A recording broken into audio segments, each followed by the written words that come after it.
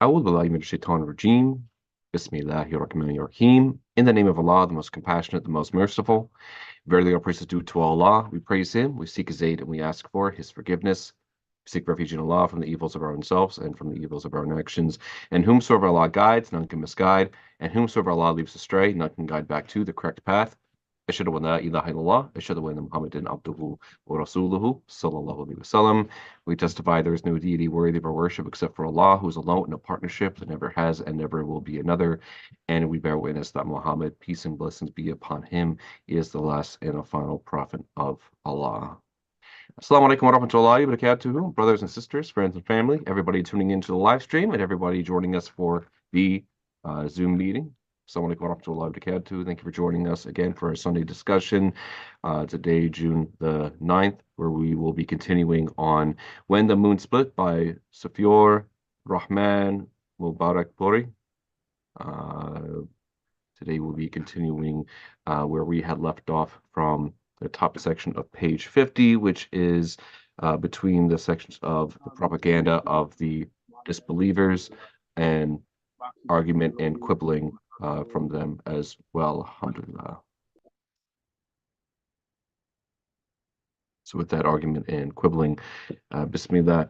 So there were three tenets of the Prophet's teachings that the pagans found unacceptable. And in fact, these three concepts were the source of much of the discord between them and the Muslims.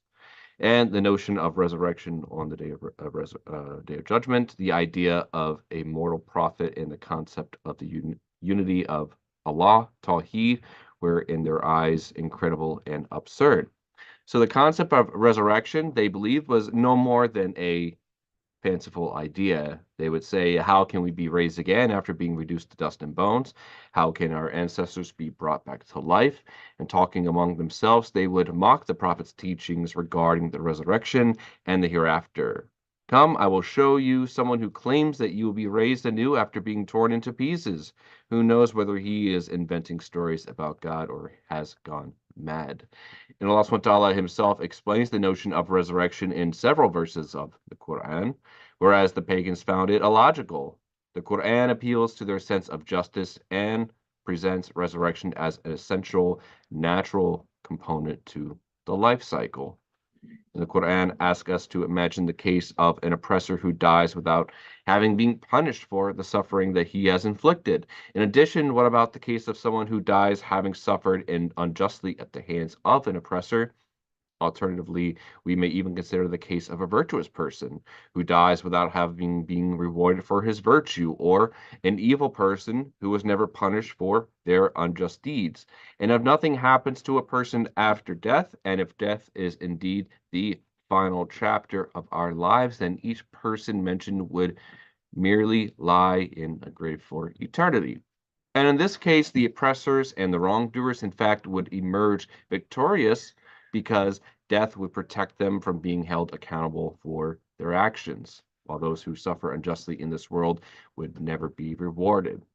However, our sense of justice rejects this idea that such an unfair system could have been created by Allah subhanahu wa ta'ala, who is more than just any of his creations. Such a corrupt system would encourage people to do as they please without fear of retribution.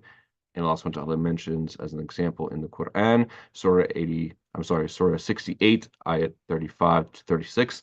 Shall we treat those who believe the same as those who are corrupt? What has happened to you? How can you believe such a thing? Or Surah 45, ayat 21. Or do those who spread evil think that we shall consider them equal to the virtuous believers, both in this world and in the next? How corrupt is their judgment? And is it rational to believe that Allah subhanahu wa ta'ala can give life to that which is dead?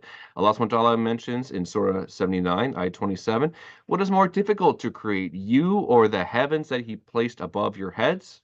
And in Surah 46, ayat 33, do they not understand that Allah, who created the heavens and the earth effortlessly, is able to resurrect the dead? Indeed, Allah has power over all things. And he also says, Surah 21, ayat 104, just as we began creation, we shall repeat it once again. This is a promise that we have made, and we shall certainly carry it out. And others argue that although Allah subhanahu wa ta'ala is the creator of the universe, it is impossible to reconstruct something once it has been destroyed. Allah subhanahu wa ta'ala refuses or refutes this argument, pointing out that it is easier to reconstruct and revive something than to create it from nothing, being the first time. Surah 50, Ayat 1, Surah 15, Ayat 15, sorry, Surah 50, Ayat 15. Have we become exhausted after creating the universe once? Verily, they are confused about the next act of creation. And although the Quraysh considered Muhammad (SAW) to be a truthful man, they had difficulty accepting him as a prophet and a messenger of Allah subhanahu wa ta'ala. They believed that a mere man could not be entrusted with such a lofty office. And when Muhammad (SAW) proclaimed his prophethood and messengership, the Quraysh responded by saying, as mentioned in the Quran, Surah 25, Ayat 7, what kind of messenger is this that eats food and walks through the markets? And Allah describes the confusion of the Quraysh in the next verse. In Surah 50, Ayat 2, they marvel that a warner has arisen from among them. And the Quraysh also rejected the idea that mortals could be inspired by Allah subhanahu wa ta'ala, and Allah contradicted this assumption in the following verse. Surah 6, Ayat 91, ask them, who then revealed the book that Moses brought, a source of light and guidance for mankind? And numerous parallels are mentioned in the Quran in which a nation refused to follow a prophet because he was of flesh and blood. Surah 14, Ayat 10, you are no more than a man like us. And the Quran depicts the prophets as replying to their detractors. The next ayat, Surah 14, Ayat 11. True, we are men like you, but Allah gives His blessing to whomever He pleases. And all of Allah's prophets and messengers then were mere mortals, and Muhammad (SAW) was no exception. Allah did not send angels as messengers because mortals would not be able to follow in the footsteps of a supernatural being. The role of Allah subhanahu wa ta'ala's messengers was not only to communicate Allah subhanahu wa ta'ala's message to mankind, but also to show mortals how to apply this divine message in an earthly human setting. Who could perform such a task better than a mortal messenger could? And if Allah had sent angels as messengers, the polytheists would have been justified in asking, how can we imitate supernatural beings? So this divine wisdom is expressed in the following verse as well, Surah 6, Ayat 9. And had we sent him an angel, we would have given him the form of a man. This would have confused them even more. So now, since the polytheists admitted that Ibrahim, Ismail, and Musa were all prophets as well as men, they could no longer challenge Muhammad (SAW)'s prophethood, arguing that he was a human. Therefore, they then ridiculed the idea that Allah would appoint a once destitute orphan as his prophet. Why would Allah subhanahu wa ta'ala pass over more dignified men of the Quraysh or the Thaqif tribes? Surah 43, Ayah 31, Allah subhanahu wa ta'ala mentions, why was not this Quran revealed to someone of great importance from either Mecca or Taif? And Allah subhanahu wa ta'ala's reply to their question is sufficient. Surah 43, Ayah 32, will they determine how to distribute the mercy of your Lord? So the Quran, the prophethood, the inspiration, all are part of Allah subhanahu wa ta'ala's mercy, and He alone decides how it should be distributed. Surah 6, Ayat 124, Allah subhanahu wa ta'ala mentions, Allah knows best who should receive His message. So unable to now question Allah subhanahu wa ta'ala's right to bless whomever He wished with prophethood, the polytheists now developed a different kind of argument to discredit Muhammad (SAW). Kings, they had pointed out, are surrounded by splendor and vast wealth, and only the most honorable dignitaries are allowed in their presence. Such kings are aided by the wisest advisors and have hundreds of servants, bodyguards, and wives. How is it, they asked, that Muhammad (SAW), the emissary of Allah SWT, was forced to wander about in the marketplace in order to earn his bread? It is mentioned in Surah 25, ayats 7 and 8. They say, why doesn't an angel descend from the heavens to accompany him while he admonishes us? Or why hasn't a great treasure been bestowed upon him, or a garden that he can eat from? the unjust among them say, you follow none but a man who is possessed. So the polytheists continued to argue that Muhammad SAW, if he were indeed a prophet sent by Allah subhanahu wa ta'ala, would resemble a royal dignitary. Where was his palaces, his wealth, his royal entourage? He did not even have the companionship of a single angel to help him with his preachings. And the Prophet ﷺ, however, saw his mission in quite a different sort of term. He was sent to deliver Allah's subhanahu message to all people, to the rich and to the poor, the strong and the weak, the free and the enslaved. If he put on the airs of a king, he would not be able to reach the majority of his audience. And the objectives of his mission require him to live as an ordinary human being, to show people that Islam was compatible with everyday life, that it was not merely a tool to entertain the kings, the theologians, and philosophers. And the Quran refuted the expectations of the polytheists by using one word to describe his status, that Muhammad SAW was a messenger. And it may seem a little strange to us that the Quraysh would turn so viciously on one of their own. What was so unacceptable about what Muhammad SAW had preached? And at the root of all the conflicts between Muhammad SAW and the polytheists was the concept of monotheism, of Tawheed, which the polytheists had corrupted into its antithesis, idolatry. So at the same time, they accepted some of the components of monotheism. For an example, they accepted the fact that Allah subhanahu wa ta'ala is one in his personal self, his attributes, and his actions. The polytheists also agreed with the Prophet ﷺ on the following points: that Allah subhanahu wa ta'ala is the sole creator of the universe. He is the Lord and provider of all living beings. He alone gives and takes life, and it is he who makes independent decisions which no one can challenge. However, hand in hand with the belief in Allah subhanahu wa ta'ala's supremacy was the belief that certain individuals held special powers granted by Allah subhanahu wa ta'ala. These individuals, the polytheists claimed, could perform many miraculous feats, such as healing the sick and causing barren women to conceive. And some were believed to act as intermediaries when people prayed to them. These beings supposedly relayed the prayers to Allah subhanahu wa ta'ala. So the polytheists then strove to please such people who supposedly held high-ranking stations close to Allah subhanahu wa ta'ala. By pleasing these demigods, they reasoned one could please Allah subhanahu wa ta'ala. And the people conceived many ways to please these friends of Allah subhanahu wa ta'ala.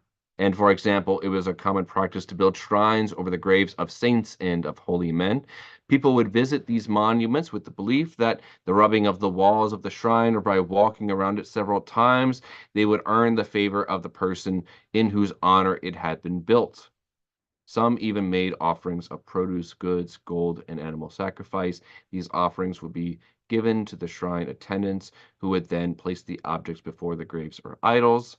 Generally, nothing could be offered directly without the aid of the attendants. And however, animals were presented as offerings in a number of ways. Sometimes worshippers would leave the animals free in the name of some holy man in order to seek his pleasure, and these animals would graze and roam about at will, revered by the people, and sometimes they carried the animal to the home of the holy man and had it slaughtered there. This, however, was done in the name of the holy man.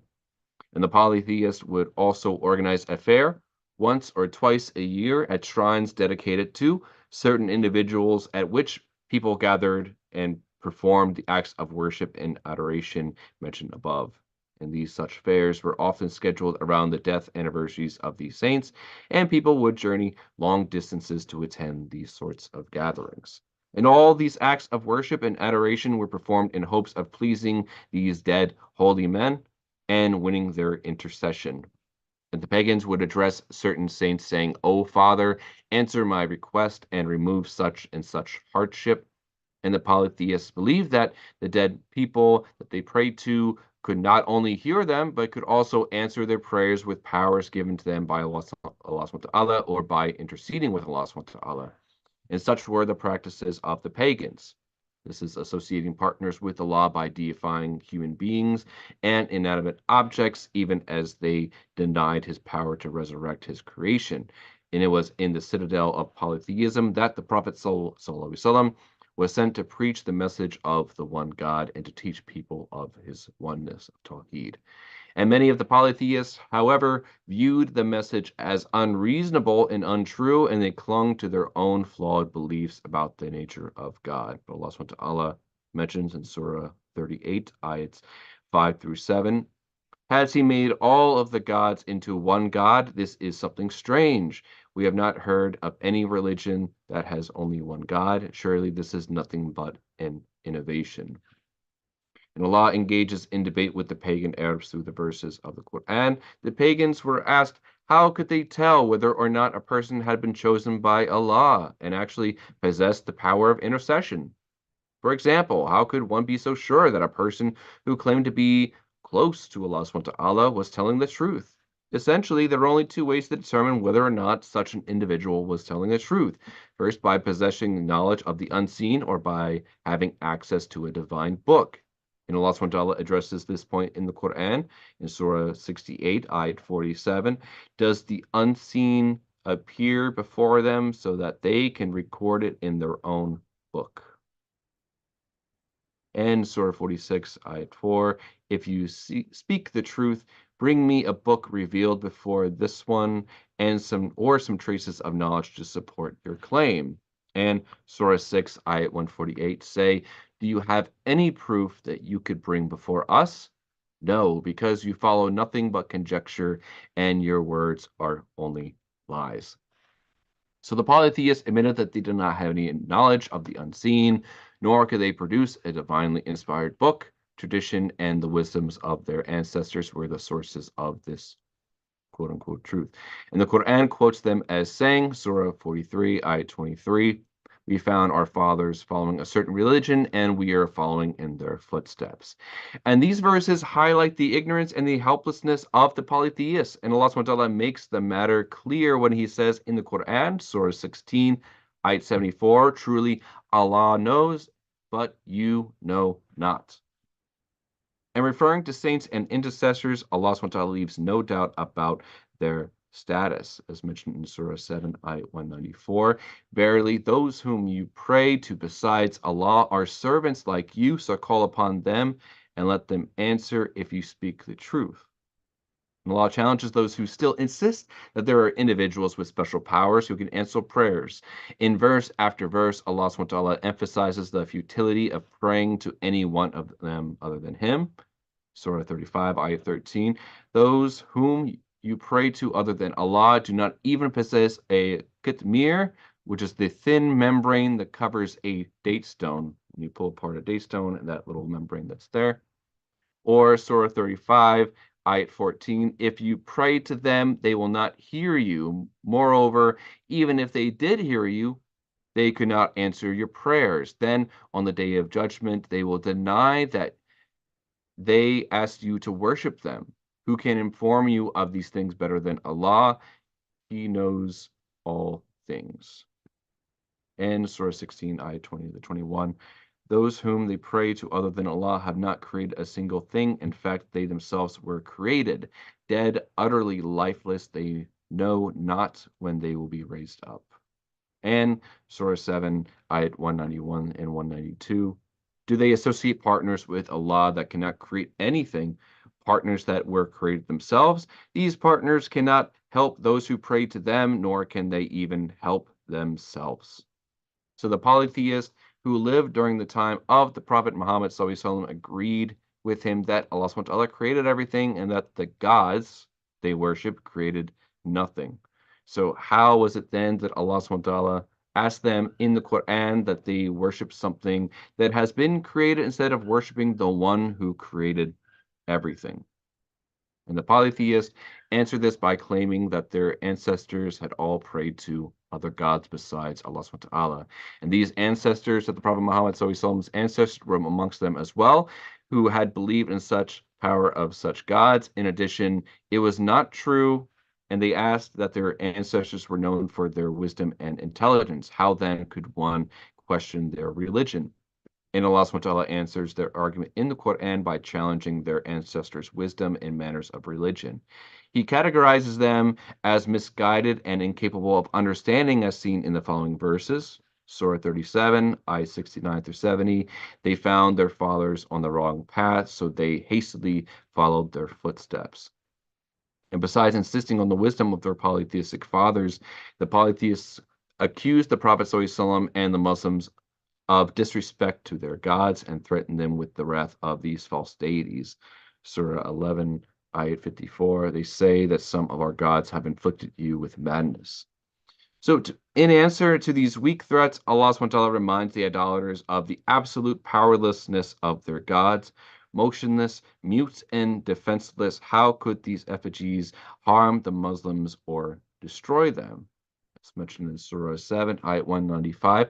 Have they feet to walk with, hands to grasp with, eyes to see with, ears to hear with? Say, call upon those you claim to be Allah's partners, and then plot against me and give me no respite. And Allah subhanahu wa ta'ala sets forth a parable, saying in Surah 22, ayat 73, O people, a parable will be set before you, so listen to it carefully. Those whom you call upon and pray besides Allah cannot even create a fly, even if they gathered all for this purpose. And if a fly should snatch anything from them, they would not be able to recover what the fly had taken from them. How feeble is the petitioner, how feeble the petitioned. And some of the Muslims, tired of the insults to their faith, derided the helplessness of their pagan gods, as in this taunt about their idol that could not defend itself against animal excrement.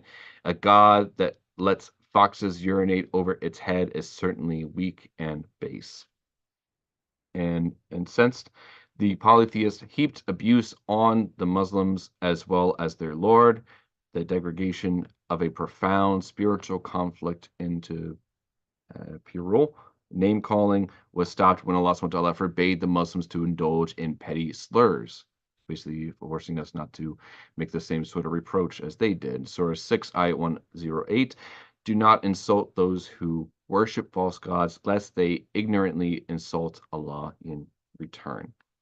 And as we have seen, every argument forwarded by the polytheists was refuted by Allah subhanahu wa ta'ala himself, while his Prophet ﷺ went about preaching his message undeterred by their ridicule and abuse.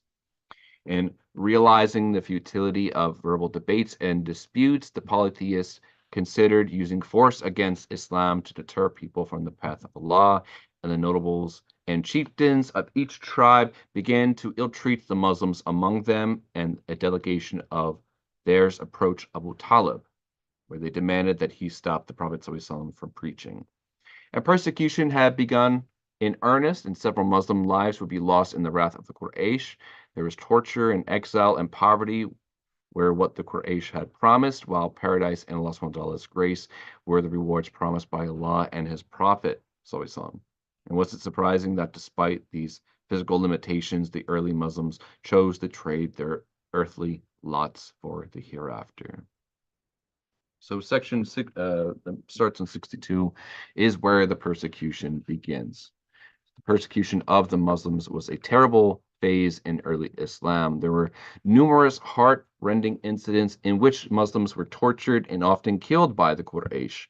The collective memories of the early Muslim community cataloged the injuries and casualties suffered by its members, and in this biography of the Prophet of Islam, it is fitting that we mention the lives and the deaths of the most ardent followers, those who recognized the truth of his message and died believing in Allah and his messenger. Bilal bin Rabah anhu, was a slave of Umayyah bin Khalaf. Incensed at his slave's assertion of spiritual independence, Umayyah would hand him over to the street urchins after tying a rope around his neck. And as they would drag him, Bilal would reiterate, one, in reference to the oneness of God. And Umayyah would also bring Bilal out at noon and throw him on his back on the burning sand or stone with a heavy rock on his chest. Then he would say to Bilal, now, by God, you will lie here until you either die or deny Muhammad and worship Lat and Uzza. And Bilal endured the affliction, reaffirming his faith in Allah subhanahu wa ta'ala by calling out, one. And finally, the torture ended when Abu Bakr radiallahu anhu saw Bilal as he was passing by. His wealth was now a tool for which to earn Allah subhanahu wa ta'ala's pleasure, and he purchased Bilal and freed him. Amir bin Fuhaira was another early believer who endured beating so merciless that he lost his senses and did not know what he was saying. Afla radiallahu anhu was also Abu Faqih, Faqih, was the slave of Banu Abdul Dar, and he was usually taken out in the scorching heat at noon in fetters and forced to lie naked with a heavy stone on his chest, and often the agony rendered him insensible. And on one occasion, the pagans tied a rope around his feet and neck and dragged him about until he nearly died. And he was finally rescued by Abu Bakr, who, unable to see a fellow Muslim suffered so, brought him out of bondage. And Afla was among the early Muslims who later migrated to Abyssinia. And Khabab ibn al-Arat was a well-known companion of the Prophet ﷺ, was bought by a woman of Banu Khuza named Anmar bint Sabah. He was a blacksmith, and to make Khabab renounce his belief in the Prophet ﷺ, Anmar would brand him on the back with his own tools, and others would also join in the torture. They would twist his neck, pull out his hair, and even throw him on burning coals. And a rock would be placed on him so that he could not move, and miraculously, Khabab's faith grew stronger with each attempt to drive him back to disbelief. And Zanira, anha, was a Roman slave girl who embraced Islam. When the pagans found out that she had become Muslim, they tortured her until she went blind and gloated that the wrath of their gods Lat and Uzza had caused her to go blind. It was Allah subhanahu wa ta'ala who had blinded her, she told them, and if he so willed, he could restore her eyesight. And the next morning she woke to find her vision completely restored. And her tormentors, however, were not convinced of the miracle and claimed this was nothing more than Muhammad sallallahu alaihi wasallam's sorcery. And Abis anha, was a slave of Banu Zahra, and she suffered at the hands of her master, Malik Aswad bin Abd Yahulf, who began to torture her when she accepted Islam. And Malik was a sworn enemy of the Prophet ﷺ and used to ridicule him relentlessly. And a slave of Amr bin Muammil from Banu Adi embraced Islam. Her torture was none other than Omar bin Khattab, who at that point was still an unbeliever. Omar, famous for his strength, would beat her until he was exhausted. He would then stop, informing her that he was stopping not out of mercy, but out of fatigue. Your Lord will also treat you accordingly, retorted the slave girl. And among the slaves who embraced Islam were also Nadia and her daughter, anha. These two were the slaves of Banu Abdul Dar. Mother and daughter suffered punishment on account of their faith until Abu Bakr bought them from their mistress and set them free, just as he had done for Bilal, Amir bin Fuhaira, and Abu Faqih. And his use of his wealth in this manner earned him reproof from his father, Abu Kuhafa, who told him, I notice that you are freeing weak heads. Had you freed strong men, they would stand you in good stead. And in reply, Abu Bakr said, I seek but the pleasure of Allah. And through the following verses that were revealed, Allah subhanahu wa ta'ala indicated that Abu Bakr had succeeded in his undertaking. Surah 92, ayat 14 and 21. I warn you all of a fire blazing fiercely. None shall enter it except the most wretched, those who deny and turn away. However, the God-fearing will be saved from the fire, those who spend their wealth in order to purify themselves, who spend without seeking a reward in return. They seek only the countenance of their Lord, the Most High. Verily, soon they will be pleased. And not all the slaves who became Muslims were ransomed. Some succumbed to their injuries, while others were forced to recant in public, although they remained believers at heart. Ammar bin Yasir and his parents belonged to Banu Makhzum's tribe, of which Abu Jahl was a chieftain. Led by Abu Jahl, various people from the tribe would take Ammar and his family to Abta and leave them in the scorching sun. And the Prophet ﷺ saw their plight and exhorted them to stand fast in their faith, saying, "Patience, O family of Yasir, patience, your destination is paradise. O Allah, forgive the family of Yasir," and stand fast as they did. Yasir, Amar's father, bore the torture until his death. And Sumayya bint Hayat, radiallahu anha, the mother of Amar, was a slave of Abu Hudayfa Makhzumi. This frail old woman died and attained the honor of being the first martyr in Islam when Abu Jahl struck a lance at her genitals. As for Amr, the torture became unbearable for him. The polytheist would make him wear a coat of mail and put a heavy red stone on his chest. Overpowered by distress, he uttered whatever the polytheist bade him to say, and however, at heart he remained full of faith. Amr was remorseful at his body's betrayal of his heart and soul, and with the revelation of the following verse, however, Amr and all the believers were heartened, for Allah subhanahu wa ta'ala assured them that he looked at believing hearts, not at the tongues of those weakened by torture. Surah 16, Ayat 106. Those who renounce faith in Allah and open their hearts to disbelief, except by those believers who are forced to recant outwardly, will earn Allah's wrath and a great punishment. And while some form of hostility from the community at large was only to be expected, it was strange that even the immediate families of the new Muslims joined in the persecution.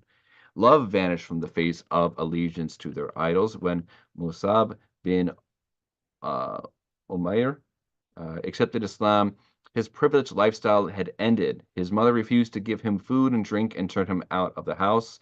Defenseless and shunned by one who was given birth to him, he was brutally tortured and his skin was peeled off like the slough of a snake by his tormentors. And Suhaib bin Sinan Rumi was another Muslim who was tortured to the extent that he lost control over what he said and babbled anything his tormentors had him utter. And in the eyes of the Quraysh, slaves who became Muslims were rebels to be tortured to death. And their low social status left them vulnerable to all kinds of abuse, but nevertheless, not even wealth and social standing guaranteed complete immunity to anyone who became Muslim.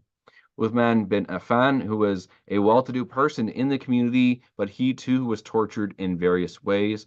Once his uncle wrapped him up tightly in a mat and burned incense from below. And Abu Bakr and Talha bin Ubaidullah were also harassed. Nuwafal bin Huwaylid, and it is said Uthman bin Ubaidullah trust both of them with the same rope so that they could not pray and practice their new faith.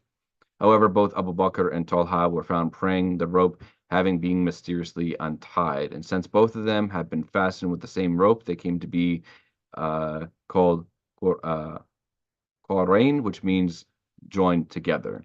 And Abu Jahl, who is referred to several times in the Quran for his implacable hatred of Islam and his arrogance, was one of the prominent Meccans who had made it his mission to fight Islam and his followers. And his hate and ire grew every time he heard of someone becoming Muslim. And if the new Muslim held a high position in society, Abu Jahl would rebuke him and threaten him with the loss of poverty and an honor. And if someone from a lower station accepted Islam, Abu Jahl would beat him severely and incite others to do the same.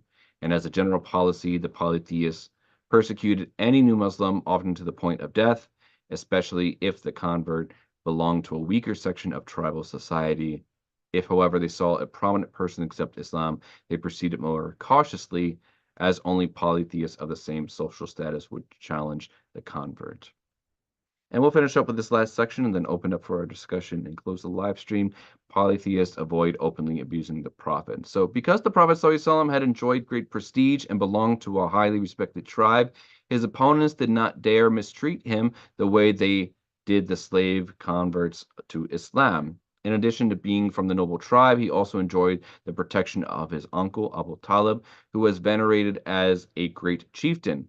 And Abu Talib was a towering personality from Banu Abdul Munaf, a family who had gained the respect of not only the Quraysh but also the whole of Arabia, and the people of Mecca held him in high esteem, and no one would even think of dishonoring him by harming his nephew. For these reasons, the pagans had to be quite careful of how they opposed the Prophet. They decided to hold talks with Abu Talib, and talks in which they would hint at what might befall Muhammad if he continued opposing their religion.